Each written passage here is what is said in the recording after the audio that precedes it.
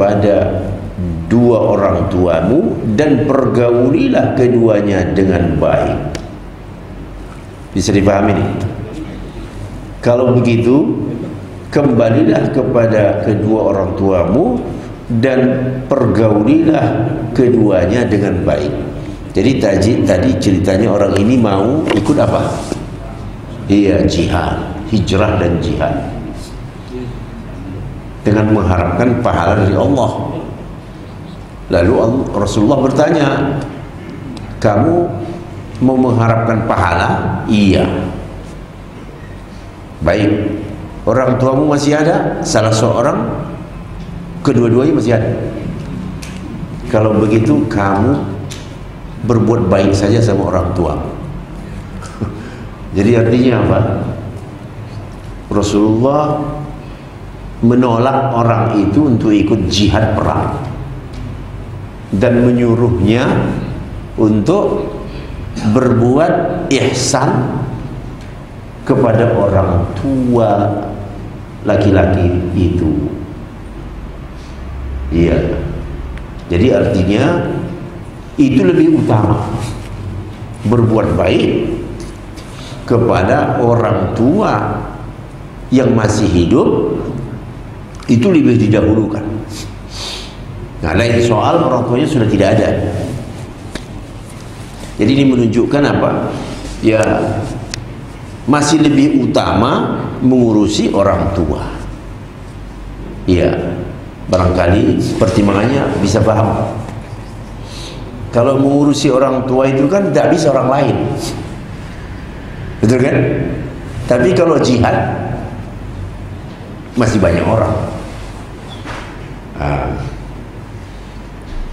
Kalau mengurusi orang tua seseorang kan tidak mungkin orang lain, nggak bisa diwakilkan gitu. Tapi kalau untuk berjihad, ya dia enggak, yang lain datang. Masya Allah, ya. Jadi dua-duanya dapat. Lalu Nabi SAW memberikan arahan, udah urus saja orang tuamu. Ya, itu lebih baik untuk kamu. Kemudian di dalam riwayat lain yang juga riwayat Imam Bukhari dan Muslim, seorang lelaki datang meminta izin untuk jihad. Ya. Lalu Nabi bertanya, ayah ibumu masih ada enggak? Beliau menjawab, ada. Fafihi ma fajahid. Maka untuk keduanya saja engkau berjihad. Masya Allah, ya. Jadi berbuat baik sama orang tua itu seperti disamakan dengan berjihad. Susah nggak mengurus orang tua, Pak? Susah nggak? Susah. Jadi biasanya orang tua itu apa yang menjadi khas orang tua? Cerewet. Ya, makin tua makin cerewet. Sementara anak nggak boleh apa? Nggak boleh melawan. Bagaimana? Berat tidak? Berat. Jadi mirip seperti jihad. Jihad itu kan apa namanya? Ada sesuatu yang dilawan, ditaklukkan. Nah, ini juga begitu. Ya, menaklukkan ego kita.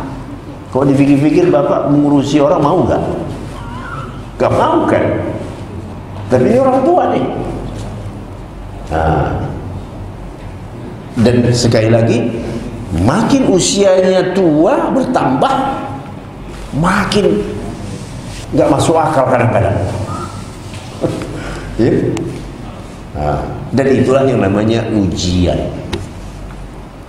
Kalau kamu lolos, ya surga. Tetapi tak banyak yang lolos, itu nggak banyak. Ya, tidak banyak yang lolos. Karena fahamlah kita ya, artinya orang mana sabar gitu. Sesekali keluar juga mulut itu. ucapan yang tak bagus itu keluar juga. Bapak ini terlalu cerewet ah. Mama ini cerewet, udah minta ini lagi, minta ini lagi. Tadi sudah, ini sekarang mau lagi. Ya. Jadi memang orang tua sudah semakin tua itu kembali seperti apa? Seperti kecil lagi. Coba berhadapan dengan anak-anak. Ya, permintaannya ada aja.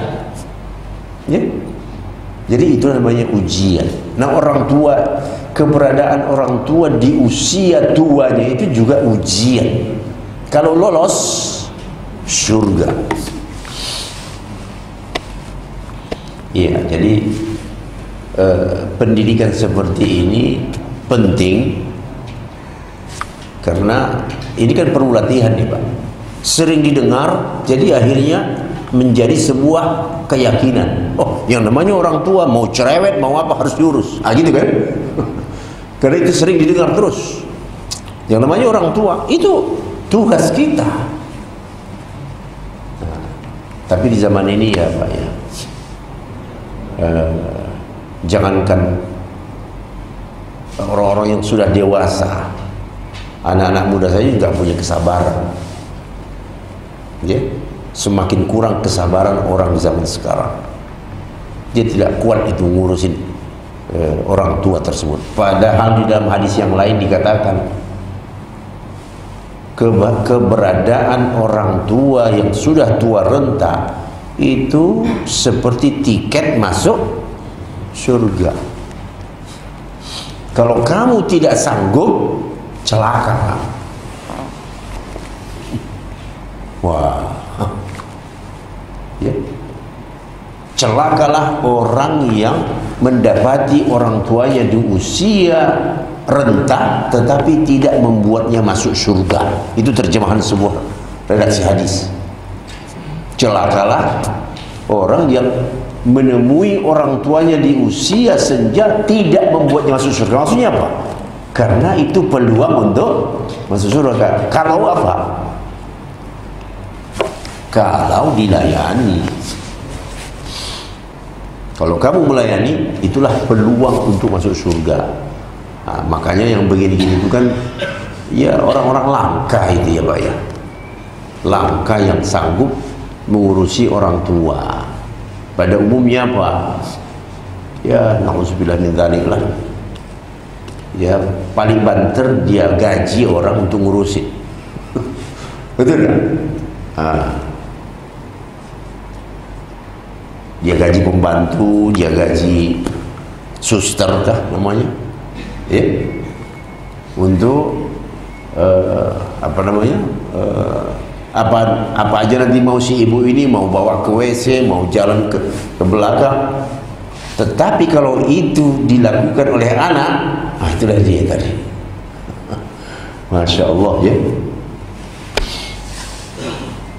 Mungkin boleh saja dia suruh, dia upah orang, tapi kalau dia yang melakukannya, itulah orang yang mendapatkan peluang masuk surga. Jadi bagaimana? Apakah saya harus ya resign kerja ngurusin orang tua? Kan begitu nanti kan ya? Ya itulah ujian-ujian Pak. Ya. Bagi yang tidak sanggup mungkin ya begitu. Ya saya kan harus kerja, saya harus cari nafkah. Orang tua saya ya tua, nggak mungkin saya mengalayani dia, ya saya carilah orang ya yang melayani saya upah. Nah, tapi tingkatannya beda. Ya, beda dengan orang yang tadi langsung menangani orang tuanya. Hampir setiap kita punya menghadapi persoalan ini. Hampir setiap kita, ya, itu masih mending kita punya ajaran birrul walidain. Bagaimana orang kafir, orang kafir yang tidak punya ajaran birrul walidain. Nah itu dia, yang gampang mengirim orang tuanya kemana? Panti jompo. Jadi dia nggak mau repot. Itu di negara-negara Jangankan di negara luar, negara barat, di kita pun sudah mulai, betul nggak?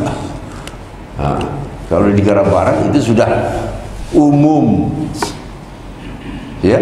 Dalam usia tertentu si orang tua tidak bisa lagi mengurus dirinya, langsung anaknya menghubungi panti jompo. Saya mau nganter orang tua saya, ini berapa saya bayar per bulan? Ya tergantunglah anunya, ya kelas-kelasnya. Di kita masih, ya masih tinggal di dalam rumah, dicarikan yang membantu, menolong, begitu ya. Kadang-kadang dia datang melihat, ya, atau di dalam rumahnya, pulang dia sore, masih ada. Tapi kalau di negara-negara, ya kita sebut negara-negara barat itu, Pak, ya dia datang nanti akhir pekan saja, lihat, ya. Paling dia tinggalkan nomor telepon, kalau ada apa-apa telepon saya ya. Kenapa bisa begini terjadi? Kita kadang-kadang merenung ya. Ini terjadi awalnya karena ketika si ibu ataupun bapak yang sudah tua ini dulu waktu punya anak, dia pun tidak mau direpotin oleh anaknya, maka ditaruhnya lah anaknya di mana? Penitipan bayi. Suami kerja, istri kerja, harus masuk kantor, kan gitu. Kalau tidak ya tak dapat uang. Kebetulan memang dia punya anak kecil, gak mungkin dia bawa kantornya. Kapan dia mau kerja? Dia carilah apa? Penitipan bayi, ya khususnya yang tempat yang dekat-dekat dengan stasiun, halte, begitu ya. Sambil dia pergi kerja, taruh di situ pagi jam sekian, nanti pulang dari kerja diambilnya. Jadi ketika anak itu dewasa, si ibu usianya tua, kembali berulang. Si anak menaruh orang tua di mana? Di panti jompo. Memang bukan ingin membalas, tapi itulah begitulah. Ya, itu sudah memang begitu. Jadi orang tua tidak mau repot dengan anaknya. Awas kamu, ketika kamu tua, nanti anakmu juga nggak mau repot. Masya Allah ya.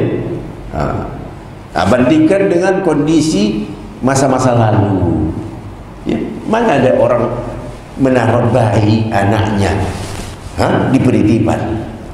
Ini kan adanya di negara-negara maju, di kota-kota metropolitan, ya, di daerah gak mau dia ngambil cuti kerja, atau dia sudah, ya, saya punya anak gak bisa kerja lagi, saya ngurusin anak saya, kan gitu kan. Makanya pada waktu si anak itu juga nanti dewasa, giliran si ibunya sudah tua renta, si anaknya ini betul-betul apa? Melayani orang tuanya. Itu sudah naluri barangkali, naluri. Jadi kalau tidak mau diantar anak ke panti jompo, jangan antar anakmu ke penitipan bayi. Ya, kira-kira begitulah. Jadi kalau dari hadis yang tadi, betapa hebatnya pahala mengurusi orang tua, sampai-sampai diberi dispensasi untuk tidak pergi apa? Jihad. Padahal jihad itu kan wajib, ya, jihad itu wajib. Kalau sudah pemimpin menyuruh, ayo kita mau perang, rakyatnya harus ikut. Ya. Tapi dalam kondisi seperti itu, di mana ada orang yang masih punya orang tua, diberi dispensasi, kamu gak usah, urusannya orang tuamu, untuk keduanya kamu berjihad. Padahal sama-sama wajib kan Pak? Tapi pertimbangannya kan begitu tadi ya. mengurusi orang tua nggak bisa serahin sama orang. Tapi jihad, kamu bisa digantikan oleh orang lain. Baik. Jadi dunia ini memang begitulah. Makin ke depan, makin hilang rasa kasih sayang. Ya, kasih sayang kepada anak, kasih sayang kepada orang tua itu makin lama makin menipis. Ya, kata mereka ya sesuai dengan tuntutan hidup. Harus kerja. Bahkan kadang-kadang sepasang dua-duanya kerja. Ya. Merasa suaminya tidak cukup, istrinya juga mau kerja. Ya kalau istri kerja, ya berlakulah aturan-aturan, nggak bisa masuk, nggak bisa meninggalkan pekerjaan. Jadi hal-hal yang mengganggu pekerjaan itu harus ditekan sedemikian rupa. Ya, punya anak kecil, titipkan. Begitu. Baik, hadirin dirahmati Allah Ta'ala, kita melanjut ke hadis berikutnya. Wa anhu, ya, masih dari Abdullah bin Amr عن النبي صلى الله عليه وسلم قال ليس الواصل بالمكافئ ولكن الواصل الذي إذا قطعت رحمه وصلها رواه البخاري. Masih perawi yang sama, Abdullah bin Amr, beliau menyampaikan dari Nabi SAW, sabda Nabi, orang yang menghubungkan persaudaraan itu bukanlah orang yang memberi jaminan. Laisa bil mukafi, artinya membalas. Artinya orang berbuat baik, kita berbuat baik. Katanya orang yang menghubungkan persaudaraan itu bukan seperti itu. Tetapi orang yang menghubungkan persaudaraan adalah orang yang jika kaum kerabatnya memutuskan hubungan, maka dia menyambungnya. Baru itu yang disebut menghubungkan. Kalau sekadar balas, dia berbuat baik, saya berbuat baik juga, itu belum dianggap sebagai apa? Penyambung silaturahim. Yang dianggap penyambung silaturahim itu kalau ada yang memutus hubungan, kamu masih menyambungkan. Berat tidak? Oh, gengsi dong. Betul tidak? Orang dia nggak negur kita, nah, kan begitu kan? Orang kita nggak negur kita, ngapain kita negur dia? Nah, padahal di sini bahasanya, jika kaum kerabatnya memutuskan hubungan, jelas memutuskan hubungan nih. Idza qata'at rahimuhu wa sholaha. Apabila diputuskan hubungannya, maka orang tadi menyambungkannya kembali. Rupanya baru itu yang dianggap. Jadi bukan balas, ya, itu masih rendah. Ya, dia datang ke tempat kita, kita pun membalasnya. Itu belum sampai kepada derajat, apa tadi, al-wasil. Al-wasil sebutannya di sini, yang menghubungkan silaturahim. Baru dikatakan menghubungkan silaturahim kalau kamu bisa menyambungkan silaturahim kepada orang yang memutus. Siapa yang sanggup? Siapa yang sanggup? Ya. Jadi kira-kira ini apa namanya ya, menantang gitu. Kalau berbuat baik kepada orang yang berbuat kepada kita itu biasa aja, nggak ada apa-apanya. Yang hebat kalau kamu berbuat baik kepada orang yang berbuat buruk kepada, ya, menyambungkan rahim kepada yang memutusnya. Waduh, kemana air muka saya, begitu ya? Nah, langsung yang berbicara ego. Ngapain? Orang dia sendiri gak pernah negur kita.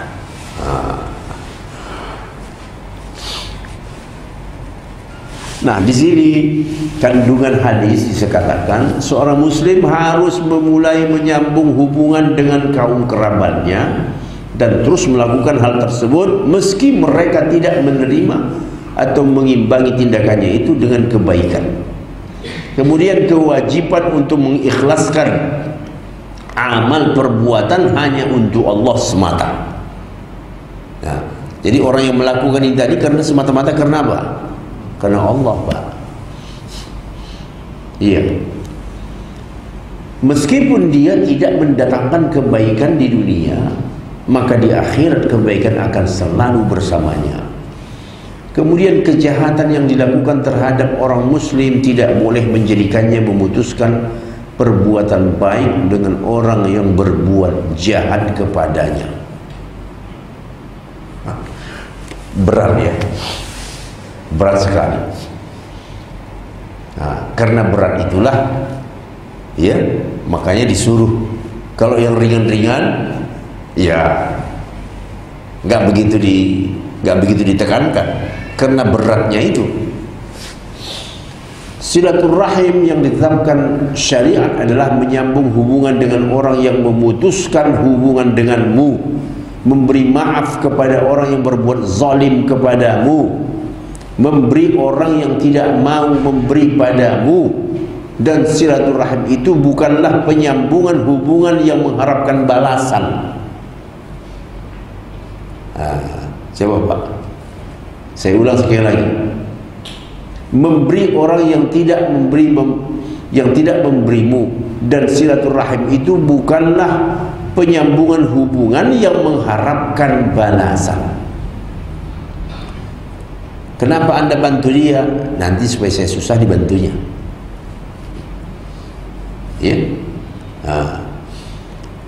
Wah, dulu waktu dia sakit saya datang. Ini saya sakitnya nggak datang.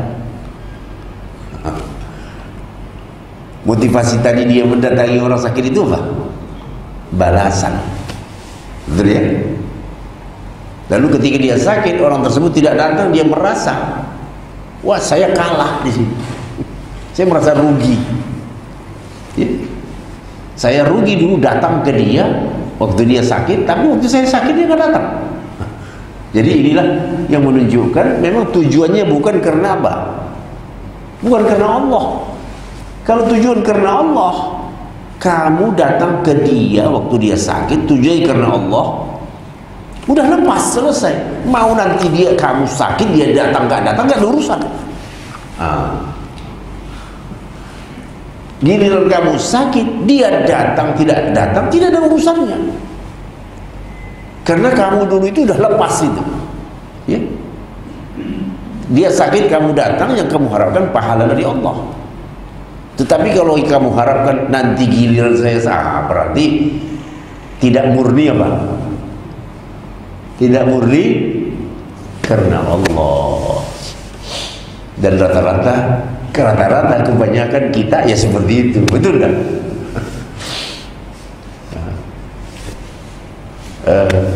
Ada kondangan, kita diundang, kita datang, dan kita punya hajatan. Orang tadi kita undang, dia nggak datang. Bagaimana perasaan? Aduh, saya dulu datang. Karena kedatangannya itu tidak murni karena Allah. Ada harapan di balik itu. Nah, ini dia Pak. Ini yang susah itu.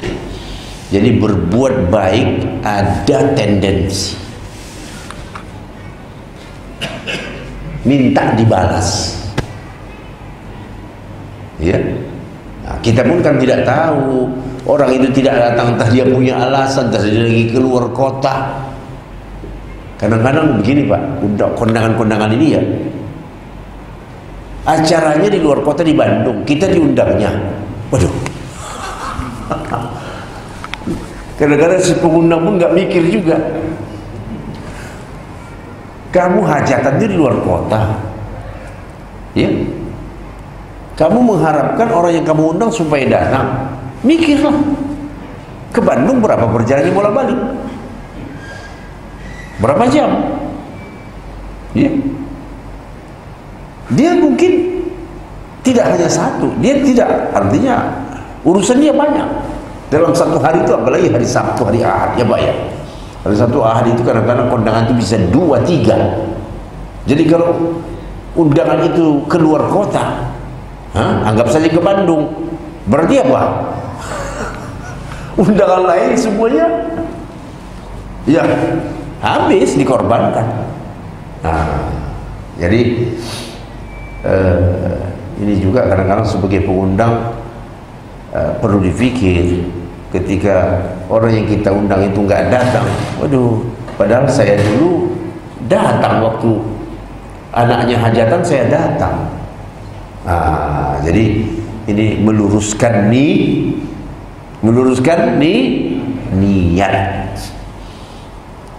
Ya. Kau berbuat baik sama orang, udah lillahi ta'ala saja. Mau dia balas gak, dia balas gak ngaruh.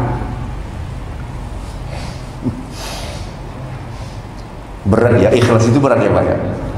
Ikhlas itu berat ya. Dan kadang-kadang kehidupan kita ini semacam sudah dibuat begitu, balas membalas itu ya. Orang berbuat baik sama kita, hendaknya kita juga harus membalasnya.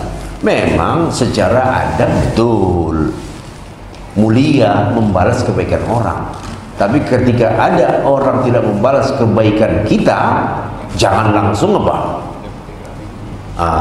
Jangan langsung menuduh, oh dia mau dikunjungin aja undangannya, undangan kita nggak mau dia, jangan begitu ya.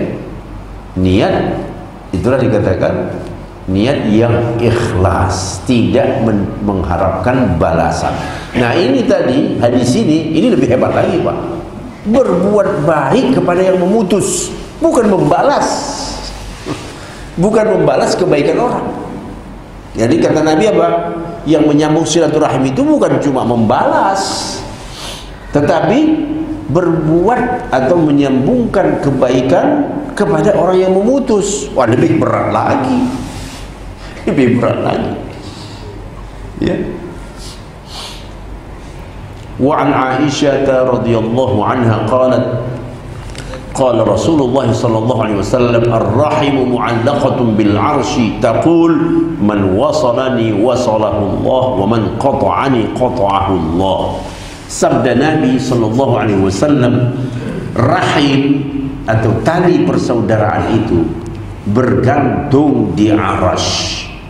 Lalu dia pun berkata, siapa yang menyambung hubungan denganku, Allah akan menyambungnya. Sebaliknya, siapa yang memutuskannya, Allah akan memutuskannya. Begitu sekali rupanya. Jadi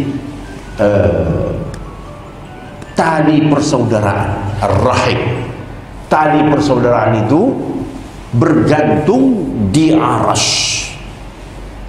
Jadi ini sudah boleh kita katakan Pak, ini namanya ini harga mati ini sudah. Ini kalau mau sebut harga mati itu ya seperti ini. Tali persaudaraan itu di atas arasy, di arasy, bergantung di arasy, dan mengatakan siapa yang menyambungkan aku disambungkan Allah, siapa yang memutus aku akan diputus Allah. Itu harga mati itu. Jadi makanya setiap muslim itu takut memutus silaturahim. Tali persaudaraan itu takut, jangan diputus. Ya apalagi faktor pemutusannya dunia. Ada nggak orang yang putus kekeluargaan gara-gara warisan? Ya, tidak satu orang. Bahkan yang begini nih Pak, tokoh-tokoh terkenal, anak cucunya putus gara-gara apa? Itu dia, warisan. Di antara mereka ada yang merasakan tidak mendapatkan yang sepantasnya. La haula wala quwwata illa billah. Ngomong, siapa yang memutuskan aku, dia akan diputus oleh Allah Ta'ala. Allah akan memutuskannya. Bagaimana itu? Siapa yang memutuskan aku tali persaudaraan Ar-Rahim, maka Allah memutuskannya. Tidak tanggung-tanggung. Jadi seharusnya orang takut ya, memutus hubungan kekeluargaan, bahkan hubungan tali persaudaraan seiman pun ya tidak boleh diputus. Persahabatan tidak boleh diputus. Artinya tidak boleh diputus di sini maksudnya apa? Sehingga tidak merasa saya tidak mau lagi menghubungi dia. Itulah.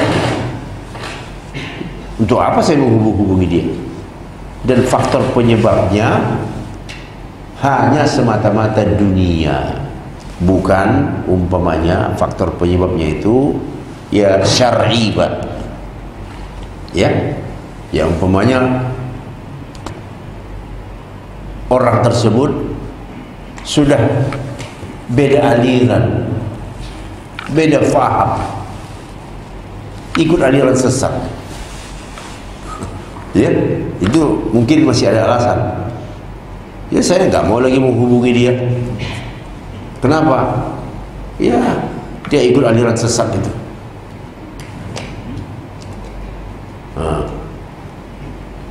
Jadi semacam bentuk hukuman terhadap kenalannya ataupun mungkin kerabatnya yang ikut faham yang menyimpang dari ajaran Islam. Nah itu mungkin ya masih masih bisa dibenarkan. Adapun hanya disebabkan karena persoalan dunia, ya janganlah sampai itu terjadi. Berikutnya, wa an ummil mu'minin Maimunah bintul Harith. Maimunah bintul Harith radhiyallahu anha annaha a'taqat walidatan wa lam tasta'zin an-nabiy sallallahu alaihi wasallam falamma kana yawmuha alladhi yaduru 'alayha fihi qalat أشعرت يا رسول الله أني أعتقت وليدتي؟ قال أو فعلت؟ قالت نعم. قال أما إنك لو أعطيتها أخوالك كان أعظم لأجرك. Ini apa pula ini? Jadi istri Nabi yang bernama Maimunah bintul Harith memerdekakan seorang budak perempuan dan tidak meminta izin kepada Nabi. Dia memerdekakan budak wanita tanpa minta izin kepada Nabi yang sebagai suaminya. Ketika hari giliran beliau, giliran siapa ini? Ketika hari giliran Nabi atas Maimunah itu tiba, dia berkata, wahai Rasulullah, apakah engkau mengetahui? Ya artinya tepat hari Nabi datang, menggiliran istrinya yang namanya Maimunah ini, Ummul Mukminin bertanya, apakah engkau mengetahui wahai Rasulullah, aku telah memerdekakan budak perempuanku? Jawab Nabi apa? Beliau balik bertanya, apakah kamu sudah melakukannya? Sudah. Lalu Nabi bersabda, sekiranya kamu berikan saja kepada bibimu, niscaya akan mendapatkan pahala yang lebih besar. Nah, mari kita lihat penjelasannya. Diperbolehkan seorang istri untuk membelanjakan harta pribadi suaminya. Seorang suami menggilir istrinya pada hari-hari yang disepakati. Ini barangkali bagi kita tidak cukup tahu saja gitu sudah. Di antara sarana memperkuat ikatan suami istri adalah dengan kelegaan hati istri untuk memberitahu suaminya mengenai apa yang telah dilakukan atau yang diinginkannya. Sedekah yang diberikan kepada kaum kerabat lebih utama dan lebih agung, karena hal itu merupakan sedekah sekaligus penyambungan silaturahim. Nah, tadi Nabi mengatakan, saran Nabi tadi apa, Pak? Seandainya kamu berikan saja kepada bibimu, itu artinya ya, memberikan sesuatu kepada bibinya, istri pamannya, ya, itu lebih mendapatkan pahala. Nah, jadi di sini menunjukkan tingkatan-tingkatan orang untuk berbuat baik. Ada yang lebih utama. Nah, salah satu di antara yang utama itu adalah kaum kerabat. Seorang muslim selayaknya meminta pertimbangan kepada para ulama sehingga dia meletakkan sesuatu pada tempatnya atau bisa sampai ya kebaikan yang banyak. Baik, sudah masuk waktu? Oke, 1 menit lagi. Baik. Dari Asma binti Abi Bakar. Nah, kalau tadi siapa, Pak? Maimunah. Nah, kalau Maimunah istri Nabi. Kalau Asma apanya Nabi? Ipar. Ya, kakak ibunda kita Aisyah. Begitu. Asma binti Abi Bakar As-Siddiq radhiyallahu anhuma qalat qalimat alayya ummi wa hiya musyrikah fi ahdi Rasulullah sallallahu alaihi wasallam fastaftaitu Rasulullah sallallahu alaihi wasallam qultu qalimat alayya ummi wa hiya raghibah afa asilu ummi qala na'am sili ummaki. Ini soal silaturahmi nih, Pak. Kata Asma ya, bercerita kepada Nabi, ibuku yang masih musyrik pada masa Rasul datang kepadaku, lalu aku meminta petunjuk kepada Rasulullah, mengatakan, ya kira-kira wahai Rasulullah, ibuku datang, kan tadi ceritanya ibunya ini masih apa? Masih musyrikah, belum bersyahadat. Ibuku datang dengan berharap agar aku bisa berhubungan baik, gitu. Agar aku bisa berhubungan baik. Apakah aku boleh menyambung hubungan dengan beliau? Maka Nabi menjawab, apa? Iya, sambunglah hubungan dengan ibu. Coba itu, Pak. Nabi menyuruh tetap menyambung hubungan silaturahim kepada ibu yang masih apa? Kafir. Jadi tidak boleh diputus. Sekalipun dia musyrikah, sekalipun dia kafir. Karena ini beda kan? Ada hubungan darah yang melahirkan. Tetapi bukanlah berarti mengikuti segala kemauannya, itu babnya beda. Ya, kalau si ibu ini mengatakan antar saya ke tempat ibadah dia, ya, antar segala ibadah, tungguin saya di situ, nanti kita sama-sama pulang. Ini beda lagi kan? Ini soal hubungan apa? Kemanusiaan. Datang berkunjung ke rumah, namanya anak ya. Dia mau berbaik-baik. Bagaimana ini wahai Rasulullah? Tafadhol. Waktunya sudah tiba, nanti kita lanjutkan.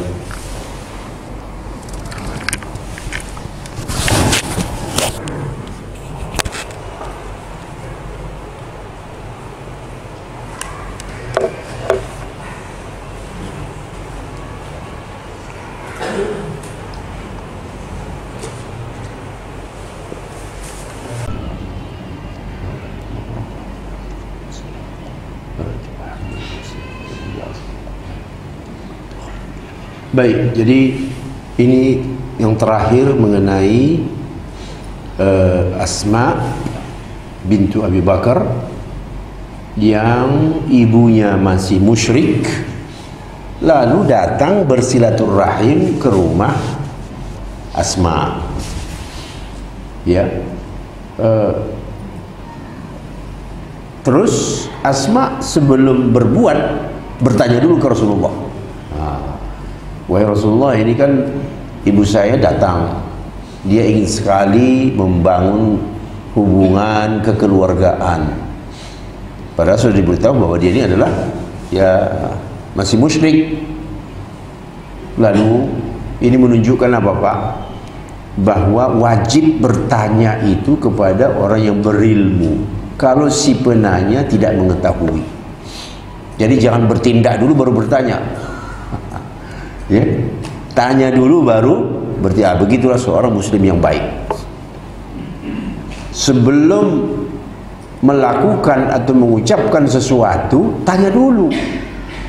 Karena kalau salah, ya kamu sudah namanya berbuat kesalahan, betul nggak? Ini nggak tanya, nggak apa, main hantam saja. Artinya berbuat sebebasnya saja. Paling menggunakan logika saya. Ya hidup tidak bisa main logika selamanya. Ada namanya ajaran. Ya, ada namanya ajaran. Sebelum kamu, ya anggap saja umpamanya mengucapkan selamat kepada orang luar Islam pada hari raya mereka, betul tidak? Wah saya nggak tahu, saya ucap. Kenapa kamu nggak nanya dulu? Tanya dulu orang yang berilmu, baru kamu berbuat. Wah ini gimana itu ya? Nah, gimana itu ya? Jelas dosa. Ya. Jadi makanya disuruh sebelum berbuat, sebelum berkata, sebelum mengambil sikap, tanya dulu orang berilmu. Inilah Asma itu menunjukkan di sini apa? Asma begitu pedulinya dalam masalah agama, karena dia khawatir takut jatuh dalam apa? Kesalahan. Walaupun ujungnya akhirnya memang jawaban Nabi, ya sili ummaki, itu ibumu. Ya, ini kan masalah hubungan kemanusiaan saja. Yang pertama, ibumu itu kan bukan memusuhimu karena kamu masuk Islam dimusuhinya, bukan. Ya. Kemudian ya apalagi kira-kira ya, hal-hal yang sifatnya manusiawi lah, ya. Sehingga tidak ada hal-hal yang bisa membuat seseorang terfitnah dalam agamanya, ya, cacat dalam agamanya. Karena ibunya itu juga bukan mempengaruhi dia supaya murtad kembali, tidak, dan tidak memusuhi, ya. Tapi kalau ibunya itu umpamanya, kan kadang-kadang begitu ya, ada kasus si ibunya ini kafir dan mengejek-ejek Islam, boleh nggak dia bersilaturahim? Nanti dulu, jangan. Nah, karena dia memusuhi Islam, dia mengejek Rasul, dia mengejek ya agama, anaknya sudah masuk Islam, boleh nggak? Nggak boleh, karena kasusnya beda. Ya, jadi setiap kasus itu ada ya ketentuan sendiri. Ya, ini wanita ini, Ibu Asma ini, ya netral saja, bebas saja, nggak pernah tidak pernah memusuhi dan tidak membenci anaknya ini, ya. Maka secara kemanusiaan itu ibunya, Rasulullah membolehkan, silakan saja. Bahkan ada cerita Pak ya, ini ya orangnya pun masih hidup gitu di sebuah daerah lah di Sumatera. Jadi ini satu keluarga ya kafir, salah satu anaknya kebetulan yang paling kecil masuk Islam. Waktu masuk Islam itu masih SMA. Begitu masuk Islam, Islamnya bagus sampai dia berani khutbah. Padahal masih SMA Pak, berkhutbah Jumat. Ya, begitulah semangatnya untuk belajar agama itu. Mu'alaf, rajin belajar, mengikuti pengajian-pengajian remaja Islam gitu di kota itu. Lama-lama sampailah dia ya sanggup untuk memberikan tausiah khutbah Jumat. Ayahnya masih kafir, abang-abangnya masih kafir, tetapi anak ini luar biasa birrul walidaini, ya, silaturahimnya kepada orang tuanya. Jadi suatu hari teman-teman anaknya ini, ya, artinya sesama aktivis masjid, gitu kan, bertanya kepada ayahnya, "Pak, kok kelihatannya Bapak merasa dekat sama," disebutnya namanya, "kok Bapak kelihatannya merasa dekat dengan anak Bapak yang paling kecil ini, padahal beda agama?" Apa kata ayahnya? "Sejak dia masuk Islam, dialah satu-satunya anak saya yang paling hormat ke saya." Masya Allah. Ya. Di antara abang-abangnya, dialah yang paling hormat kepada saya, padahal dia sudah masuk Islam. Nah, jadi ya, cara seperti itu ternyata memberikan dampak. Rupanya orang kalau sudah masuk Islam itu makin bagus akhlaknya. Yang notabene apa? Beda agama sama ayahnya. Kalau abang-abang itu nggak peduli sama saya, dia sesudah masuk Islam, dia paling hormat ke saya. Satu-satunya anak saya yang paling hormat ke saya cuma dia. Masya Allah. Nah, ini ya, ini barangkali ya sejalan dengan hadis Asma ini, betul kan? Sejalan dengan hadis Asma. Rasulullah mempersilakan, silakan sili ummaki, sambungkan ya hubungan dengan ibumu. Baik. Jadi di sini kita melihat mengadakan perdamaian dengan orang-orang yang berhak diperangi serta bermuamalah dengan mereka pada saat-saat damai.